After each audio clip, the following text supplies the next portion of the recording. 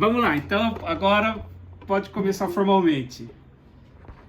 Então, boa noite. Eu quero agradecer a presença de vocês, quero agradecer o convite de Carlos, quero agradecer a companhia de Rose, dela ter topado. A gente saiu da SECT, eu tentei sair às 5, mas tive reunião até 5h30, engarrafei, aí acabei, queria chegar mais cedo, até não consegui. Então, eu sei também de vocês que estão aí na loucura que é trabalhar o dia inteiro e estar aqui à luz. Eu quero agradecer imensamente. Eu quero, na pessoa de Carlos, parabenizar a Secretaria de Educação de Caetano por abrigar um projeto desse, parabenizar a adesão de vocês. Eu tenho tido notícias, eu sei que teve uma formação presencial com Márcia e Clojodô, e eles estão encantadíssimos e falaram do acolhimento, que de fato eles adoraram o momento que chegaram aí e fizeram a formação.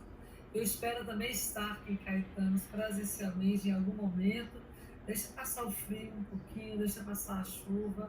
Eu sou fraca para frio, sou fraca para chuva. Então, eu estava falando que eu estava me apresentando, eu sou licenciada em Geografia, fui professora de Geografia há 17 anos, e o meu primeiro ano,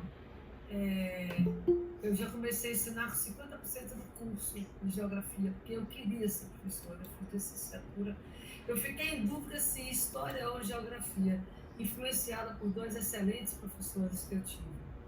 E aí no primeiro ano eu fui numa escola, distribuí currículo de porta em porta, e encontrei com uma professora que ela tinha sido do SOI, da escola que eu estudei, da supervisão de orientação educacional, né? Ela fazia parte pedagógica da escola. Quem reconheceu, eu era uma aluna muito danada, eu era aluna de fundão, imagina, vocês vão me conhecer. Eu tenho 1,71 m, então eu ficava na frente e chega para lá, Márcia, abaixa a cabeça, tá? Aí eu fui parar no fundo da sala e fui uma aluna feliz do tempo que eu tive lá. E aí ela me deu essa oportunidade, e no primeiro ano eu ensinei uma turma de cada, na quinta e oitava série. Quinta, sexta, sétima, oitava série. E era uma loucura, porque eram 4 programas para preparar, e era a primeira vez que eu estava dando aula. Então, e aí isso foi bom, porque isso me fez ficar mais apaixonada por sala de aula. Depois eu fiz uma especialização e fui trabalhar com formação de professores a partir dessa especialização. Em 96, a gente tem a edição da LDB. Em 98, eu ainda na escola, eu comecei a participar de alguns eventos, fazer algumas formações aqui pelo interior. Eu fiquei desempregada em 98 e iniciei, já estava fazendo formação de professores, comecei a fazer formação de professores pela Secretaria de Educação daqui do estado, e também no IAT. Então eu comecei a rodar o interior da Bahia, e minha mãe enlouquecia, que ela dizia assim: não é possível que você estuda tanto para não sair de um ônibus, subindo e descendo, viajando. E era exatamente o que eu queria e gostava de fazer. Eu trabalho com formação de professores, então, desde 98. E tem uma perspectiva, um entendimento da formação em exercício, né? Que é a gente, nas 40, 60 ou 80 horas de aula, 60 em salas de aula, às vezes, e o tempo que a gente precisa para estudar, para poder preparar as coisas, corrigir o que preparou, o que realizou com os meninos. E do ano passado para cá, de fevereiro de 2023, eu estava com uma licença-prêmio publicada e recebi o convite para ir para a Secretaria de Ciência, Tecnologia e Inovação. Eu estava andando na praia no dia 2 de fevereiro, estava de férias ainda, já estava de manhã, 8h30 da manhã, eu fechei a negociação, 3 meses de licença-prêmio. Era a primeira vez que eu ia tirar licença-prêmio. Esse ano eu faço 25 anos de universidade, tenho 24 anos, E recebi a ligação, eu falei, vem aqui conversar, e eu fui para a SECT conversar, e a proposta era exatamente para uma superintendência de desenvolvimento científico que lida com a academia e com as universidades e com a educação básica. E de lá para cá eu venho aprendendo bastante, dialogando bastante, conhecendo gente que eu gosto, adoro conhecer gente, gosto de estar com pessoas. Então, iniciei.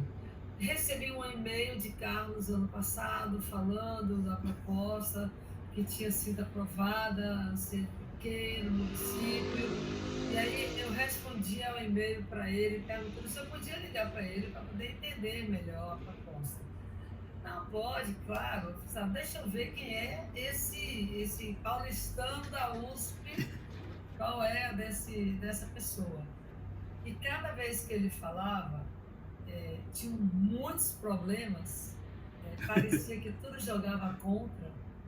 E eu dizia para ele, Carlos, cada problema que você está dizendo que a gente identifica como dificuldade, só me cresce os olhos, só me atrai por esse projeto que é lindíssimo, que é encantador, e eu fico muito admirada mesmo da generosidade que ele põe à disposição, a capacidade intelectual dele para uma rede municipal. E em nome de um retorno para o município, né? O filho pródigo, a casa torna. Então, eu fico muito feliz e fiz, olha, você já tem o apoio institucional da SECT, vamos ver como que a gente consegue apoiar. Se agora está vendo uma possibilidade de apoio financeiro a partir de recursos, do edital que a gente tem, e eu estou no grupo e tentando acompanhar de uma maneira que é muito tumultuada, porque vocês imaginem, a nossa superintendência tem 10 pessoas, 10 comigo, para dar conta de toda a demanda de CTI no Estado. Então, eu quero estar em alguns lugares, e esse é um lugar que agora, eu não quero estar em outro lugar que não aqui agora aí com vocês. Estou muito feliz. E fico, olha, que alegria, a gente tem, só chega gente. Nós temos aqui 28 pessoas, das, sei lá, 30, 40 pessoas. Numa quinta-feira à noite, eu vou tentar falar antes de começar a acabar, antes de começar a renascer, que aí todo mundo, pelo menos, ainda assiste a novela. O Jornal Nacional a gente perde, né? Então, e aí eu falei com o Carlos, eu disse, olha, eu trabalho com formação de professores, se tiver oportunidade, estou à disposição. E pensamos nessa temática de falar sobre o ensino pela pesquisa.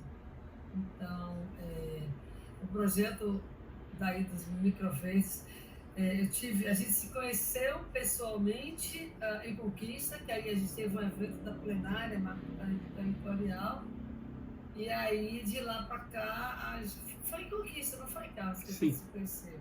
Foi. A gente se falava, trocava e-mail, falava por telefone, e aí eu cheguei lá, ele veio, mas a gente se conheceu pessoalmente. E eu tenho tentado, fiz uma reunião, fui para a plenária e fiz uma reunião com a secretária de Educação, Rosene. A nutricionista também estava lá, e aí foi bacana a gente conhecer. O Célia. Eu penso, Célia, exato.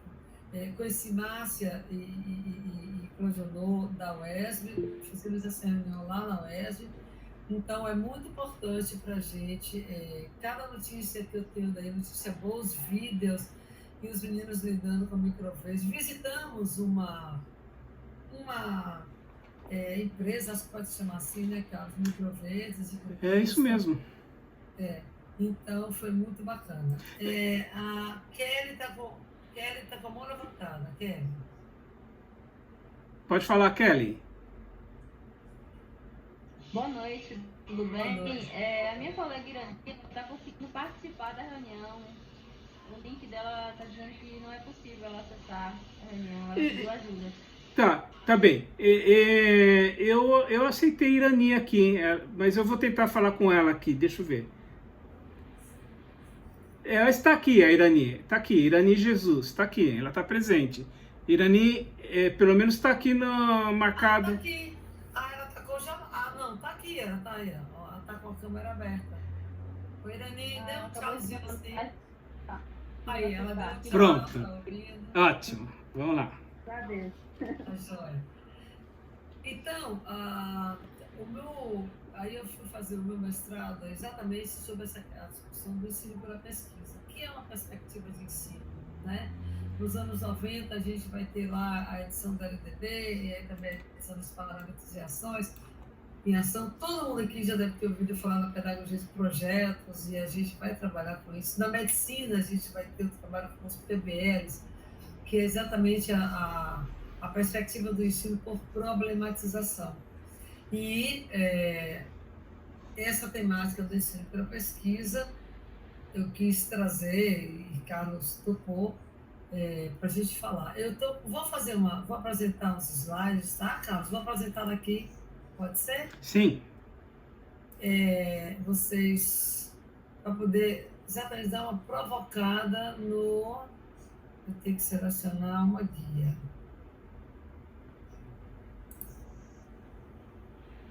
Só um pouquinho. Me diz se está aparecendo. Ainda não.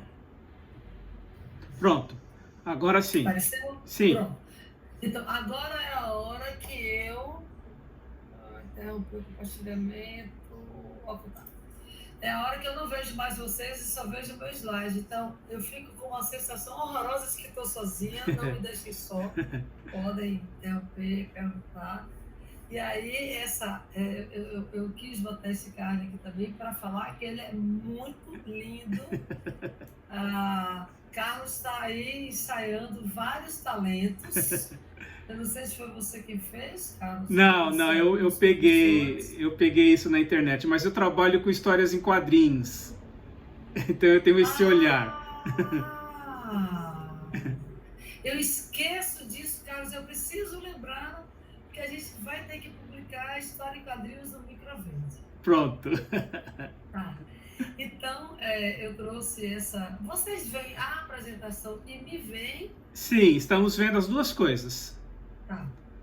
Então, daí eu trago, então, a ideia, né, do ensino pela pesquisa para falar sobre a ciência como propulsora do conhecimento e aí acadêmico e também na educação básica, mas como recorte da formação e exercícios de professores. Tá? O GEFEP é o grupo de pesquisa, chama Forma em Ação, é o grupo de pesquisa que eu lidero lá na UNEB. Eu sou vinculada ao programa de pós-graduação Gestão e Tecnologias Aplicadas à Educação, GESTEC, e o GEFEP está lotado nesse programa e cadastrado no CNPq. Tem um filme interessante, que eu não sei se vocês já assistiram, que chama Quem Somos Nós? É um documentário ficção que fala traz várias provocações da evolução das espécies e o Betsy, ele vai falar o seguinte: cada época, cada geração tem seus pressupostos estabelecidos. Lá atrás viu gente que o mundo é plano, mas muito atrás, eu queria dizer, lá atrás, antes de Galileu, não é lá atrás em 2020, não, tá? É lá atrás, antes de Galileu.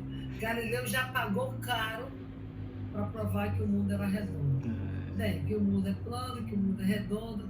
Existem centenas de suposições, coisas que tomamos como certas, que podem ou não ser verdadeiras. Então, presumivelmente, se a história serve como guia, muito do que tomamos como certo em relação ao mundo não é verdadeiro. Com frequência, ficamos presos a esses preceitos sem sabermos disso. Por que e aí ele está grifado? Porque muito não é verdadeiro. Primeiro que a verdade absoluta, ela não existe.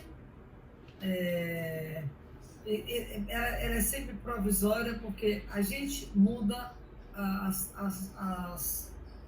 o acesso à informação muda, o suporte tecnológico muda, Sobre isso, eu gosto de contar um caso. Eu fazendo check-up, eu faço check-up anualmente. E já fazia check-up há um tempo, eu entrei no consultório e eu fui fazer uma das ultrassons. E o cardiologista fez: você tem um prolapso de válvula. O que é prolapso? O prolapso da válvula mitral. Mas não preocupa. Eu falei: mas é coisa de coração? É um problema do coração, mas não tem problema. É muito comum as pessoas. Ele brincou assim: você vai morrer com isso e não disso. Eu pensei: ok. Aí eu tomei um susto, levei o resultado para o médico, ele me explicou que era um prolapso, que o coração ele faz uma abertura assim. E o meu estava abrindo assim, um pouco mais. Isso era prolapso. Então tá certo. No ano seguinte, prolapso de válvula. No ano seguinte, uns 3, 4 anos depois, todo ano eu tinha o diagnóstico do prolapso de válvula, mas que eu não precisava me preocupar com isso. Ok. Aí teve lá pro 5º ano, sei lá quando, eu já deitada ali na cama, fazendo exame, eu fiz: então, eu tenho um prolapso de válvula, né, doutor? Porque eu sou uma pessoa muito falante, conversadeira. Aí o médico fez: tá aqui no seu prontuário que você tem prolapso de válvula. Não, você não tem. Não estou enxergando, não estou vendo prolapso de válvula aqui. Aí, primeiro eu tomei um susto quando eu tinha prolapso de válvula. Recebi o diagnóstico. Aí eu tomei um outro susto. Eu fiz: como eu não tenho? Eu tenho, sei lá, 5 anos que eu tenho aqui e tenho prolapso de válvula. O que aconteceu? Aí eu falei: Márcia, não se preocupe. A tecnologia, a gente hoje está fazendo isso aqui com Doppler, o recurso tecnológico e a metodologia para conceituar o que é prolapso de válvula mudou exatamente porque a gente enxerga melhor com esses novos equipamentos. Então, antes o prolapso de válvula era o que abria assim. O seu abre assim. Agora tem que abrir assim. Aí ele deu um exemplo. Fez: e você não tem prolapso de válvula. Eu brinquei com ele e falei: olha, eu quero o meu prolapso de válvula de volta, porque eu estou super acostumada com ele. Ele já tem até um charme. O jogador Sócrates tinha prolapso de válvula. Eu me sentia toda orgulhosa porque eu tinha prolapso de válvula. Então, não era verdadeiro. Não é porque não é, foi mentira? Não foi mentira. Era verdade, ou como o Mohan vai dizer, era uma verdade provisória. Todas as verdades são provisórias. Inclusive, porque todas as verdades são passíveis e devem ser questionadas. Hoje, o meu dentista me explicou sobre as obturações, eu vou ter que fazer um tratamento, e ele me disse que tinha um cara chamado Black, Dr. Black, que definia que qualquer escurecimento no esmalte do dente não era cárie, mas podia ser cárie. Então, qualquer pintinha, manchinha que tinha, ele recomendava retirar e fazer uma obturação.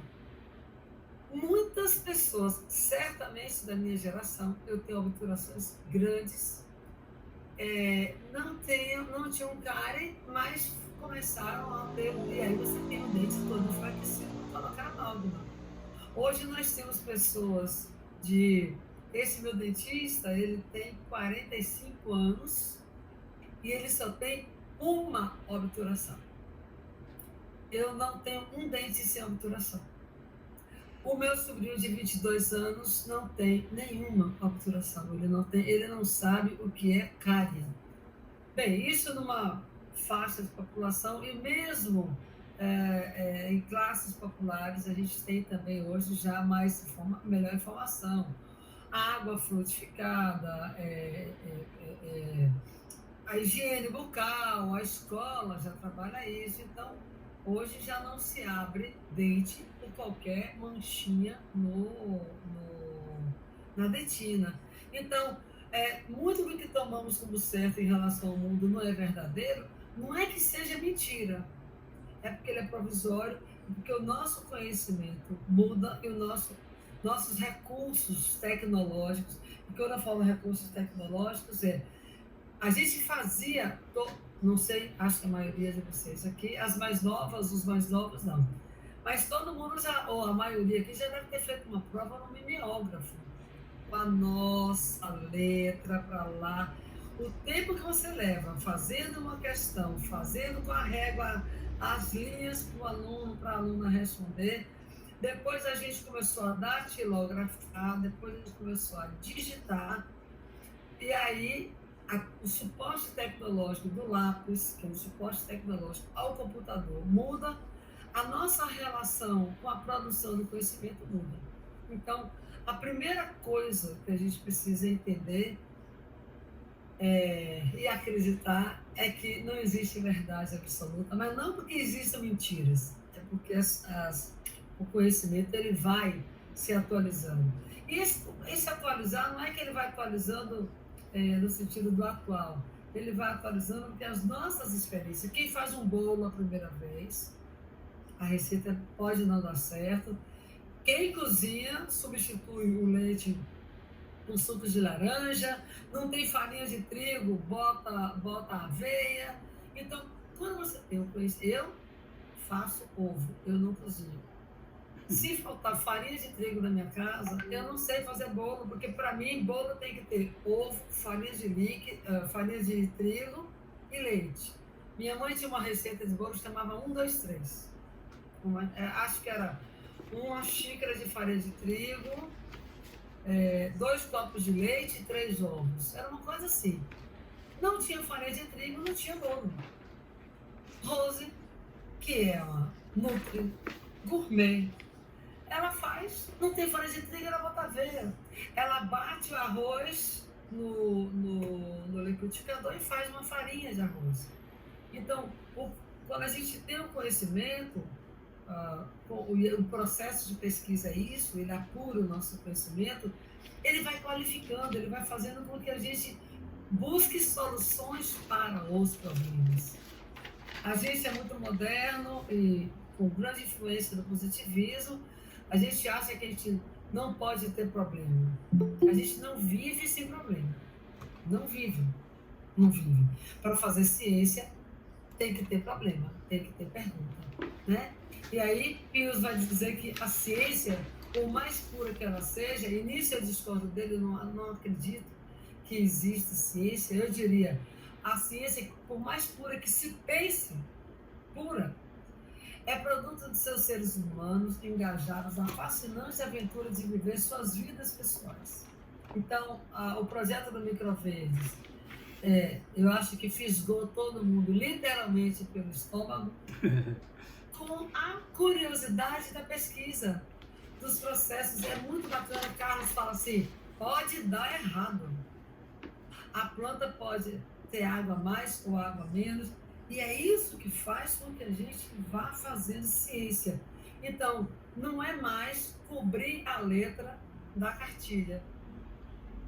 Eu lembro de minha mãe, ela fez o magistério, não exerceu, mas ela acompanhava a gente em casa, os deveres de casa, e o sonho dela, coitada, não adiantou, e hoje seria uma frustração enorme, era que eu tivesse uma letra bonita. Eu não tenho uma letra bonita, eu fui ser professora, e dependendo do que eu queria botar no quadro, eu pedi ajuda para meus alunos para fazer desenho, porque eu também não sei desenhar, e com o computador, que aí eu já não escrevo mais, minha letra é qualquer coisa. Mas minha mãe se dedicou um bom tempo da vida dela a me botar na caligrafia. 2 linhas baixinhas, a linha maior, a letra maiúscula precisava ser maior do que aquele L, gente, eu nunca vi tanta coisa botando um L, que sobe, que desce, que faz, que vem, ainda faz aquele rococózinho. Não dava. Eu já não cabia nesse modelo de educação, né? Então, fazer ciência é viver essa aventura fascinante de suas vidas pessoais, porque a gente vai aguçando a curiosidade, buscando resolver o problema, fica feliz quando encontra a solução, né? E fica desafiado quando não encontra. E aí, o que é esse conhecimento que aí eu vou trazer aqui, que é a relação que estabelece entre o sujeito que conhece ou que deseja conhecer. Márcia, não está passando os slides, ele está aqui na apresentação ainda do primeiro quadro. Eu estou no primeiro mesmo. Ah, tá bom. Eu estou na primeira mesa. Ok. Para falar sobre conhecimento. Então, o conhecimento é aquilo que eu quero conhecer, na minha experiência, certamente dos 39 professores da rede de Caetanos, que vai experimentar fazer o microverde, mais animado ou menos animado, mais comprometido ou mais na obrigação, as experiências vão ser diferentes. Rosas que comprou as sementes dela de chia, ela deve gostar de chia. Eu acho que eu compraria outra semente de feijão para comer o broto do feijão. Aliás, sementes de feijão não, né? Ou plantar o feijão. Então, a ciência, ela se dá, eu vou falar o tempo inteiro aqui, que a ciência, ela se dá na perspectiva do engajamento, da implicação, e aí a gente tem a produção do conhecimento. Milton Santos vai dizer para a gente que quanto mais global for o problema, mais locais e mais multiplamente locais devem ser as soluções. Quanto mais global for o problema, a fome, os nossos problemas, a nossa instabilidade climática, a nossa sociedade violenta, mais locais e mais multiplamente locais devem ser as soluções, os microverdes. A gente não vai lidar com fome apenas, a gente não vai lidar com a fome apenas com campanhas de doação. É um paliativo, é lidar com a emergência. Eu coloquei aqui Souza Santos, mas não é Milton Santos, viu, gente? Não é Boaventura Souza Santos, não. Micael, esqueci o sobrenome, ele vai dizer também assim, quer ser global, fale da sua aldeia.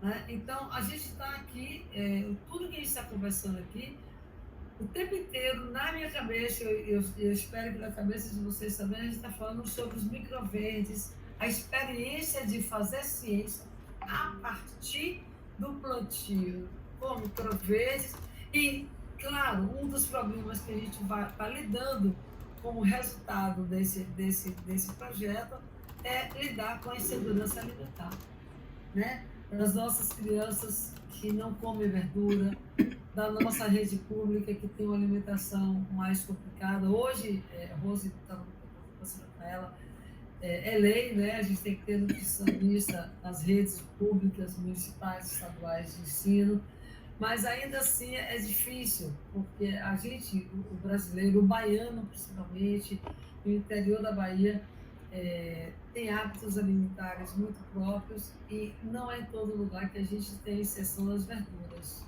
né? Das leguminosas, das frutas. Bem, o que é o conhecimento, então?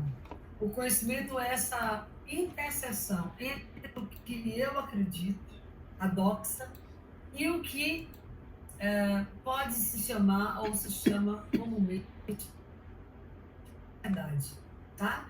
Então, esse conhecimento, a gente tem a minha opinião do que a gente, do que eu acredito que funcione. Então, eu não chupo manga e bebo leite. Ao chupar manga, devo beber um copo com água depois. Meu pai contava uma piada que tinha um médico no interior e aí ele estava na calçada, passou uma pessoa chupando manga e aí ele fez, daqui a pouco eu tenho um paciente. Porque a manga às vezes ela é indigesta, né, no calor e tal. Aí a pessoa voltou bebendo uma água, a gente começa e falou assim, perdi meu paciente. Ele fez a partir da observação, né? Então, assim, tem crença, a crença ela também se dá, o conhecimento empírico também ele é importante, ela se dá a partir da observação, mas ela não é ciência, né? Ele é o que vai dizer assim, é um estado mental que pode ser verdadeiro ou não. Eu posso acreditar, eu acredito que é conhecido, é público, banana é uma fruta saudável, tem potássio, é uma fruta boa para alimentar, nutritiva, mas eu posso não gostar, eu posso ter indigestão, eu posso ter refluxo, porque eu como banana mais tarde. Quer dizer, tem as crenças, que é válido a gente acreditar, e o conhecimento. O conhecimento, ele já supera a etapa só da observação, da empiria, aí você vai associando a ocorrência daquele fato. Você vai testando as possibilidades do que é verdadeiro, do que é falso. Por exemplo, no ditado, vocês devem ter isso também aí, caetanos. O ditado que eu ouvia da minha mãe, quando ela queria brigar comigo, ela dizia: formiga que quer se perder, cria asa. E ela dizia que era muito comum no interior, a gente era daí de Conquista. Ela pequena, na roça, ela comia muita bunda de tanajura. E parece que a tanajura ela dá mais nesse período mais úmido, né? Mais de chuva. E aí eu gosto de dar um exemplo. O que é que a barata voa? Né?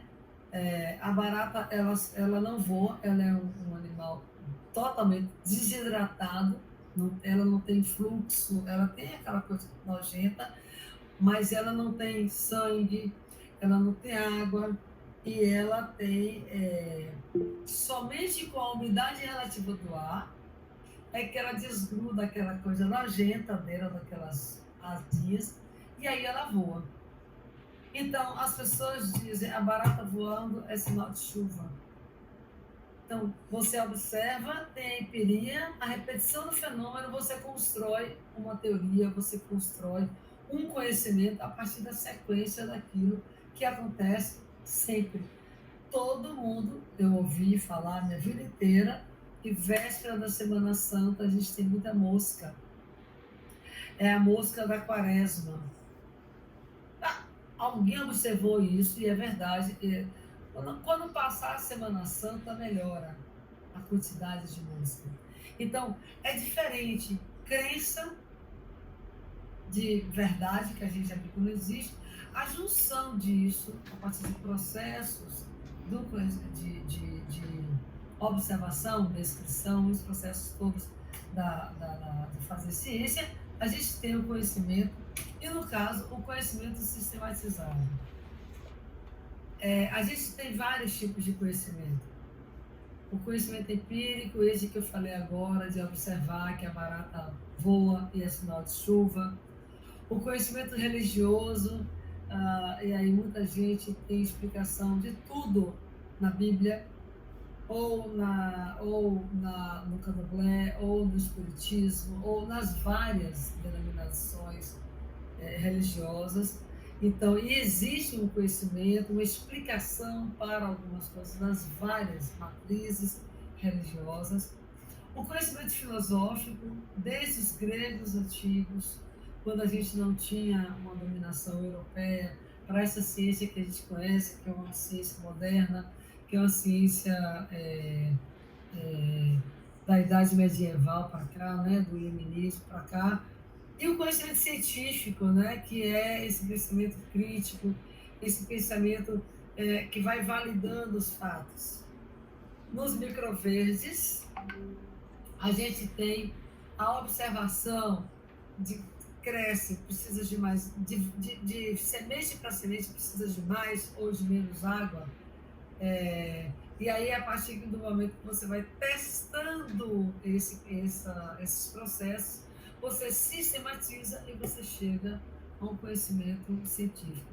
Não necessariamente essa roda se dá de modo completo, tá? Não tem uma ordem, nem ela se dá, mas é importante a gente saber os vários tipos, as várias formas de organizar o conhecimento. Para a gente fazer pesquisa, a gente tem, então, métodos que a gente vai, a observação, a descrição, os testes, isola. A Covid foi sequenciada, foi uma médica baiana, negra, daqui da Vinculada Fiocruz, da Escola Baiana de Medicina, que junto com a equipe, identificou o genoma da Covid para entender como que nasce, como desenvolve, e que bom que rapidamente descobriu que era um vírus que não sobrevivia ao álcool e ao sabonete. Que fantástico, gente, a gente ter uma doença tão letal, mas saber que se você mantivesse a etiqueta da saúde, a etiqueta da higiene, o distanciamento e as mãos limpas para você não se contaminar por vias aéreas, isso é fantástico. Então ela conseguiu sequenciar para então ver como que ele funcionava, qual era o grupo dele. Com três dias viu o sintoma, aí até o 7º dia, no máximo o 10º dia, ele já estava fechado o ciclo dele. Claro que o problema da Covid é que dependendo da nossa característica orgânica, do nosso organismo, mais ou menos comorbidade, é uma roleta russa, a gente não sabia. Eu tenho asma, eu tinha muito medo de pegar Covid, que eu achava que eu ia... eu tenho asma controlada, eu tive asma a minha infância inteira, e eu tinha medo de pegar Covid, que as crises de asma são terríveis. E a Covid era uma crise de asma com um passaporte possível para uma morte, né? Então, a Bernadette Gatti vai dizer que os métodos nascem do embate de ideias, perspectivas, teorias e com prática. Eles não são somente um conjunto de passos que ditam o caminho, primeiro isso, depois aquilo. No meio do caminho, você pode fazer uma outra etapa, você descobre que determinada semente ela tem um comportamento, mas se você botar mais luz ou menos luz, eu estou aqui na minha estante, na minha bancada, eu estou uma planta chamada bico de papagaio. Ela dá as folhas vermelhas e agora tá bem bonitinha, mas está tudo verde. Aí eu fui ler sobre ela, ela dá as folhas vermelhas mais no período do Natal, por isso que ela é uma planta muito típica para Natal. Mas eu li que se eu colocasse ela para tomar sol um dia inteiro, e depois se eu colocar ela num lugar fechado, sem luz alguma, durante 3 dias, isso estimula a nascer folhas vermelhas. Eu ainda não tive tempo de fazer essa experiência, mas para você ver como que a gente vai vendo como as coisas funcionam. Então, o método é um procedimento que você vai experimentando. Claro, existe um roteiro macro para se seguir, mas você vai nos métodos e vai experimentando. E eu quero comparar de novo a cozinhar. A gente faz o bolo da primeira vez, não sai tão bom, ou quem sabe cozinhar, sai a receita. A próxima vez eu vou botar uma canela. A próxima vez eu acho que se botar uma chia, se botar não sei o quê, se por cima ralar um chocolate, eu acho que eu vou botar, eu gosto de salgado, eu vou fazer um, quer dizer, você vai experimentando outras possibilidades de fazer aquele caminho, né? Eu vou falar isso mais à frente. O caminho do trabalho com a pesquisa, o caminho com a ciência, ele é tortuoso. Ele é o caminho tortuoso da interrogação, ele não é linha reta. Ele não é um caminho de certezas, ele é um caminho de dúvidas o tempo inteiro. Aqui, o que fizemos então com a pergunta? Quando a criança pergunta muito, ouve dos mais velhos, quem é do interior, de curioso morreu o gato. Aí a gente não quer que a criança pergunte, que a gente só quer que ela responda com uma palavra, com uma frase a nossa pergunta. Mas a gente só aprende perguntando o que é, como foi, quem fez, né? Então, a gente tem tido pouca paciência para fazer a pergunta. O nosso ensino é um ensino mnemônico, decoreba, descritivo, é para dizer qual é a ordem dos planetas da Terra, ou da Via Láctea. Então, dessa galáxia que a gente vive, qual a ordem? Eu tinha que decorar, que era Marte, Vênus, Terra. Aí, qual era a brincadeira? Para decorar, minha velha traga meu jantar, sopa, uva, Nescau e pão. O pão foi tirado, né, que Plutão perdeu o status de planeta, então é sopa, uva e Nescau. Então, eu tinha que criar estratégias, minha terra de Palmeiras, onde canta Sabiá, seno A com a seno B, seno B com a seno A, para poder gravar as fórmulas. Porque eu não fui de uma geração que era para entender o porquê das coisas. Eu era para ler e responder como estava lá no livro, ou como o professor tinha explicado na aula. Fazer ciência então, uma forma fundamental da gente trabalhar a dúvida, da gente trabalhar a criticidade, da gente trabalhar, favorecer o diálogo, despertar na criança, no adulto, esse diálogo, essa dúvida. Posso seguir ou alguém quer falar alguma coisa? Carlos? Eu estou fazendo aqui as minhas anotações aqui. Posso seguir, gente? Eu estou aqui me sentindo só vendo um computador fechado na minha frente, não vejo vocês. Não, estamos acompanhando. Eu tô vendo aqui, o pessoal tá ligado em você. Mas ninguém quer falar nada, nem quer Tá muito discordar. bom, a gente tá só ouvindo, tá ótimo. Mas ó, eu tô falando que é fazer o caminho tortuoso, então inventa aí uma coisa para discordar de mim, por favor. Vai botando aí para discordar. Então, aí a gente. Ó, a Jéssica tá falando que continua na primeira página do slide, é isso mesmo? Não, eu tô no slide pesquisa em educação. Não, aqui tá, pra gente tá fixado, não tá passando os slides, ele tá fixado no... Esse é o da interrogação, mudou? Não mudou ainda não. Pai, eu tô na interrogação. Ele tá aqui pra gente, ele tá um slide, o primeiro slide, e apresentando também na lateral os 4 primeiros slides. Uai, gente. Então, você tem que clicar aí, olha, no... Pera, não.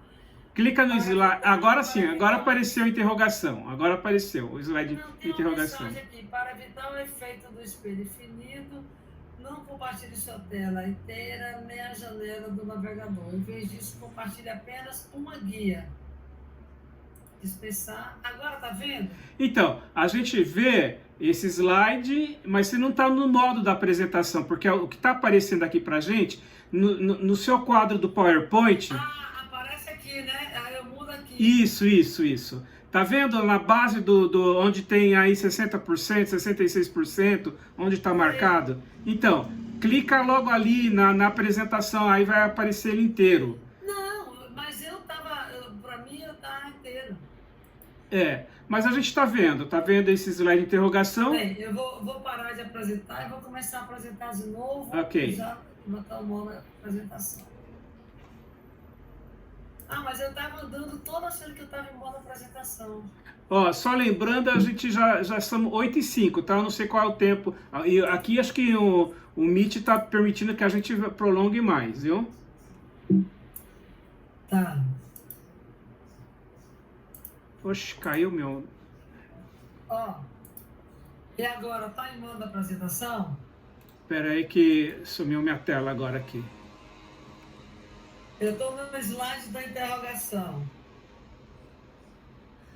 Rose, para você aparece o quê?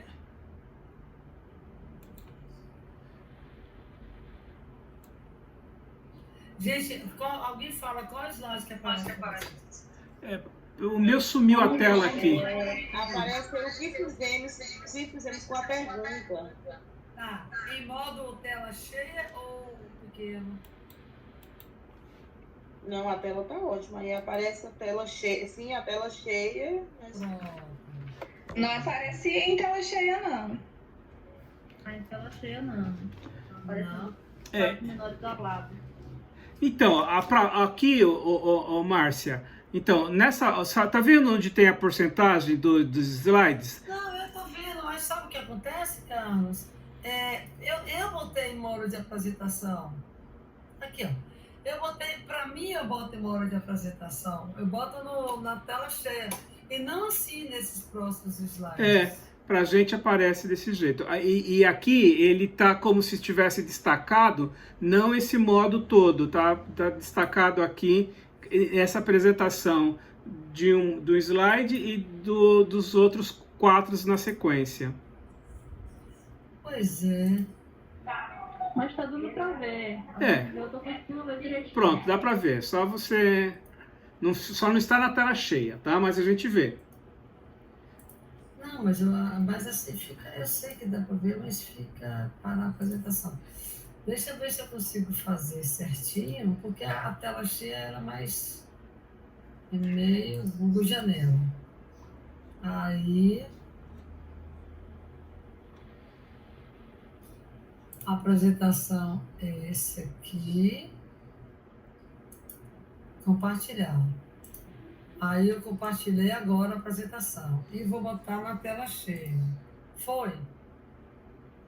Não.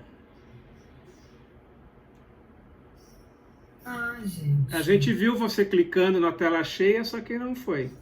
Pois é, você viu aí, né? É. Aqui, ó. Tela cheia.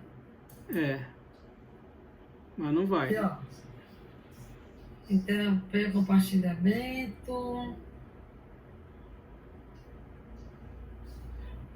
Mas a gente consegue ver, viu? Tá, mas então eu não vou ficar, porque eu vou ficar com vocês aqui.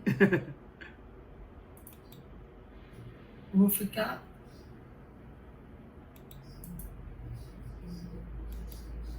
Bem, tô barbeirando aqui alguma coisa no Meet que eu não sei. A Jéssica tá dizendo que dá para acompanhar. Dá pra gente acompanhar. Porque fica essa maiorzinha aqui assim, né? Isso. Aparece aqui. É só ver se alguém tiver com o celular, que talvez fique um pouco... vai ficar menor, né? Então, a Mila está dizendo que não tem problema, tá ótima a apresentação, a explicação. Oh, mas que pena, perde o charme. Então, tá, eu vou por aqui mesmo. Então a Amanda está dizendo que ela está no celular e dá para ver bem, viu? Né? Obrigada, amor. Então, daí a defesa do que a gente vai. Por que fazer ciência na escola? Ou por que o ensino da pesquisa? É exatamente, gente, para a gente romper com a perspectiva do ensino decoreba. Para a gente aguçar. Cada um dos meninos vão dar uma resposta para um problema comum que está sendo observado, porque a gente responde, inclusive, a partir da nossa experiência, do nosso repertório. Então, existe uma resposta a ser dada, mas não existe uma forma igual para ser respondida. Isso é que eu quero chegar no ponto da questão. E aí, a gente tem essa perspectiva da pesquisa e educação, ou pesquisa em educação. Né? O Roberto Cisne Macedo, ele é daqui da Faculdade de Educação da Federal, daqui de Salvador, e ele disse que fazer pesquisa é o reconhecimento de situações vividas entre o campo de pesquisa e o campo profissional, e, consequentemente, identificação com as dimensões das experiências pessoais, das experiências da pesquisa, que supõem uma reflexão sobre autenticidade epistemológica das relações de experiência, pertencimento e legitimidade do vivido. O que eu trago essa citação para dizer, foi Mila que falou da vez passada, não sei, naquela nossa reunião, Carlos, mas eu não faço ciência, eu não estou... A nutricionista Alciélia. Foi a Célia. Isso. Não, vocês estão falando aí, mas não é científico. A gente faz ciência. Quando a gente cozinha, a gente faz ciência. A ciência não é essa coisa das pipetas, sabe? Costuma-se dizer que a gente tem uma concepção de, quando fala em cientista e pesquisa, para cientista você pensa a imagem do cientista, um homem branco, mais velho, cabelos brancos, bigode. Raramente você pensa em pesquisador como uma pesquisadora, como mulher, como negra, como um indígena. Você sabia que quem inventou o para-brisa, o limpador de para-brisa do carro foi uma mulher?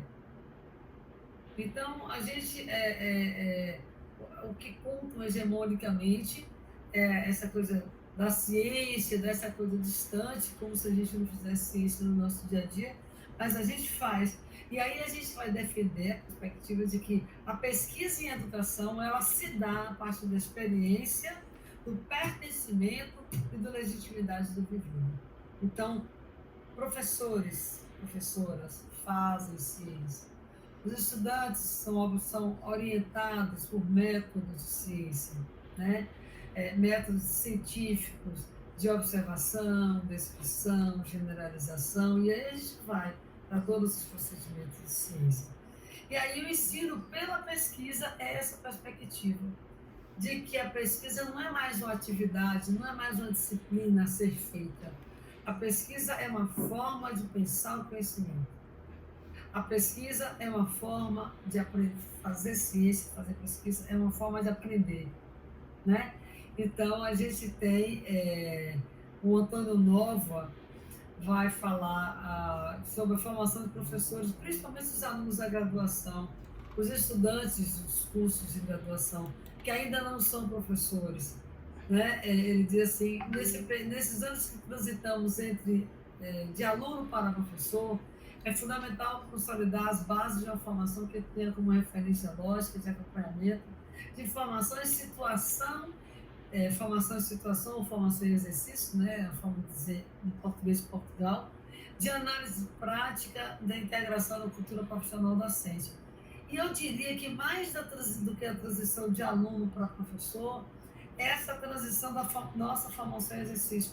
O professor que começa a ensinar no primeiro ano, o professor que ensina primeiro no ensino fundamental e depois ele vai para o ensino médio, o professor que ensina em classes multisseriadas. Então, a gente está sempre numa transição.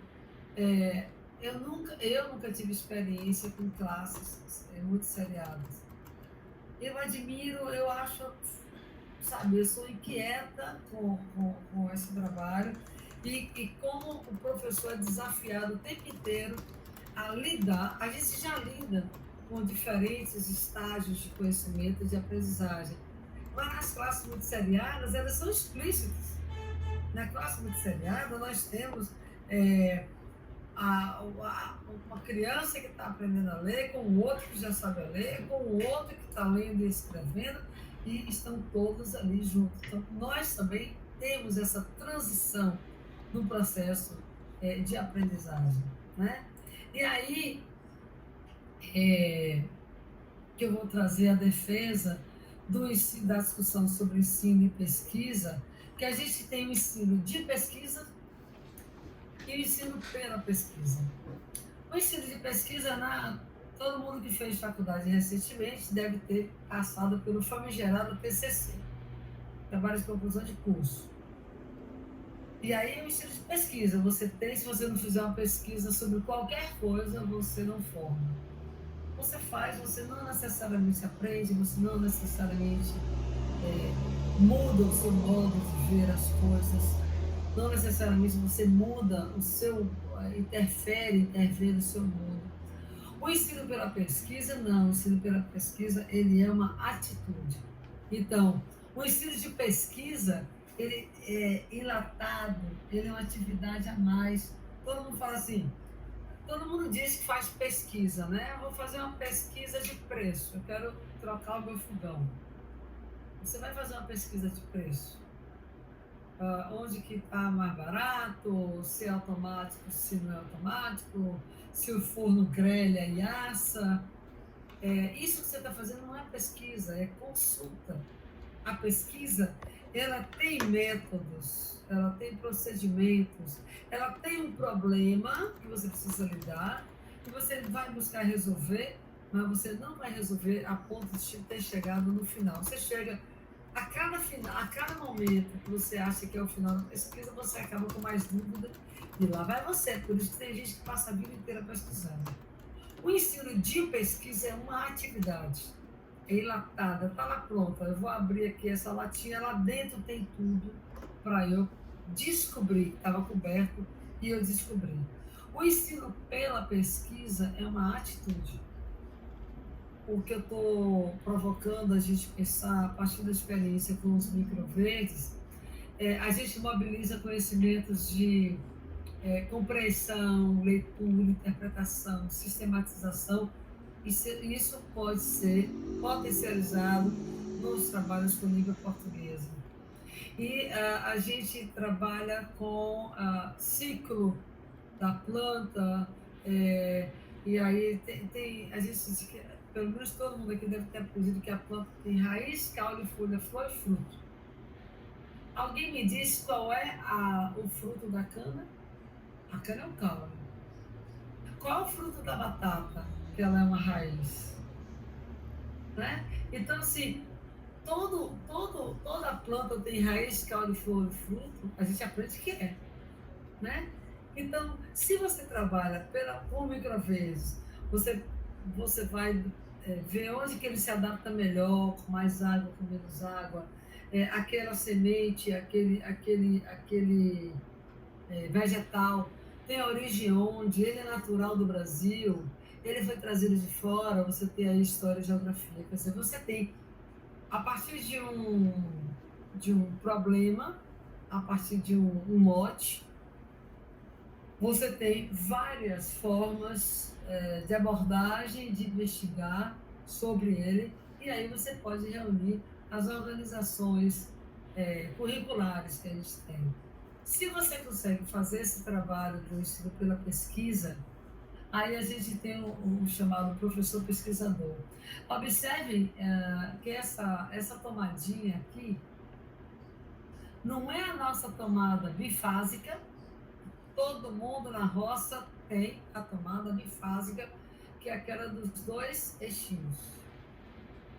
Um computador que eu leve aí para a roça do meu tio, eu tive aí em março. E eu precisei levar o computador, um adaptador, porque todas as tomadas de lá na roça eram bifásicas, só tinham 2 furos. Meu computador tem 3, porque tem um que é o de aterramento. Então eu preciso do meu adaptador para colocar o de 3 e o meu adaptador tem o de 2, aí finalmente eu consigo funcionar. Essa imagem que eu escolhi para poder falar sobre o professor pesquisador, essa conexão que a gente está com o mundo, mas essa conexão de modo também em rede, de modo digital, de modo que não é binário, não só sou eu e você, eu e o meu aluno, somos nós no mundo, né? E aí essa pesquisa é uma pesquisa que a gente faz com pessoas, para pessoas, sobre pessoas. Então, a nossa pesquisa, a perspectiva do ensino pela pesquisa é o pesquisar com e não pesquisar sobre apenas. É com, sobre e para pessoas. A pesquisa é uma ação humana, ela é essencialmente uma ação humana, ser humano, né? Então, a gente tem essa pesquisa pode ser desenvolvida por professores, estudantes, gestores, a comunidade escolar, a família, né? Carlos me informou que vocês já estão nessa fase, já na etapa, já envolveram os pais dos alunos. Então, a gente tem espaços diferentes para fazer pesquisa, a universidade, a educação básica e todos os espaços educativos. A igreja é um espaço educativo, o sindicato é um espaço educativo, a rua é um espaço educativo. Ficar na porta da casa conversando e observando o movimento é um espaço, é uma atitude educativa, né? Então, a gente tem a pesquisa enquanto atitude, não é vamos pesquisar o que é chia e como escreve chia, não é somente nessa reprodução mecânica, né, do conteúdo, mas é na problematização desse conteúdo. Então, a gente tem essa perspectiva que os autores vão chamar também de pesquisa implicada, ou pesquisa engajada, ou pesquisa aplicada. E aí algumas questões, né, para vocês pensarem dentro do trabalho, dentro desses processos e procedimentos com a pesquisa, com fazer ciência na escola. Que disposição nós temos para o trabalho com os pares? Márcia e Carlos têm o mesmo olhar, o mesmo repertório, a mesma experiência, a mesma identificação maior, mas é legítimo eu não ter parceiro, eu não quero ouvir falar de microverdes. E Carlos, não, microverdes é a salvação do mundo. E a gente vai conversar sobre isso. Então, para o trabalho de pesquisa e trabalhar com ciência na escola, é fundamental a gente pensar qual é a nossa disposição para o trabalho com os pares. Como tem sido a investigação no contexto da prática, do seu cotidiano, quem aqui, depois eu queria saber, quem aqui está provocado a pensar, a mudar o hábito alimentar. Eu, voltando fui para Ilhéus segunda, eu voltei quarta, aí começar ontem, na volta, passei num lugar em Feira de Santana, que é um sítio, ali no distrito de Vila Bessa, e eles, nos vezes, eles plantam tudo ali do lado. Eu comprei uma alface que ele foi colhido lá na hora. Não é orgânico, não acredito que seja orgânico. Eu também não sou radical com coisa orgânica, mas eu gosto muito de folhas, e pelo menos lá não é igual os defensivos que a gente vê aqui. E aí, eu conversando com o motorista, ele fez, não, ele nem saltou do carro, é rapidinho, não levei nem 10 minutos. Eu falei, mas você não quis gastar dinheiro, é isso? Ele fez, não, eu não como nada, eu só como feijão, farinha e carne todo dia. Ele não tem a menor disposição de comer um verde, eu não sei se no churrasco ele bota vinagrete no prato, por exemplo, né? Então, como é que está sendo o processo de pesquisa, de fazer ciência na escola a partir do microverdes? Como é que vocês estão experimentando? Como isso está batendo no repertório de vocês? Eu quero ouvir um pouco desse relato. E o que faz os diferentes, o que faz os diferentes espaços, seja escola, igreja, sindicato, a rua, lugares educativos. Em casa são espaços educativos. Eu queria dar uma parada e ouvir agora vocês um pouquinho sobre essa experiência dessas perguntas. Desculpa, eu vou deixar as perguntas, né? Que eu queria muito ouvir como é que está andando essa experiência aí em Caetanos.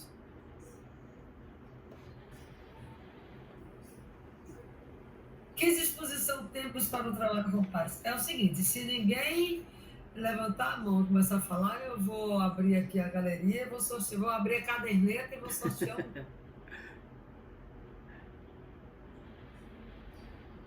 Ninguém fala? Vou abrir o nome aqui, deixa eu ver. Pronto, a Angélica levantou a mão. Pronto. Muito bem. Angélica, 1, 2, 3, salve todos. Márcia, assim, a minha experiência desde o princípio não foi muito boa, não. Eu não tenho paciência para acompanhar o processo. Sim. Eu sou assim, eu gosto de ver o resultado, mas o processo é muito lento, exige muita dedicação. Infelizmente, não é o meu forte. Ciência e geografia, eu brinco com meus alunos que ciência e geografia eu estou sendo obrigada a aprender para ensinar para eles. Nunca foi meu forte. Que maravilha! Você está igual aquela criança que a mãe obriga a comer verdura, não é? Desse jeito, aprendi a comer verdura para ensinar meus filhos a comer verdura. Mas então, se você não aprendeu um conteúdo, se você não aprendeu a definir o que é clorofila, você tá inquieta. A primeira coisa que fazer ciência faz com a gente é causar esse desconforto. Seja porque não gosta, e Um conforto, vai, né? ok, tudo bem, eu vou nessa. Seja porque gosta e diz, meu, eu quero, cadê o resultado? Tá demorando. Aí vai lá, bota água demais, bota água demais. Mas você não pode, você vai concordar que o relato que você traz tem aprendizado aí, entendeu? Tem. Quando você falou aí das aulas de decoreba, eu só lembrei lá do livrinho de ciências, eu obrigado de decorar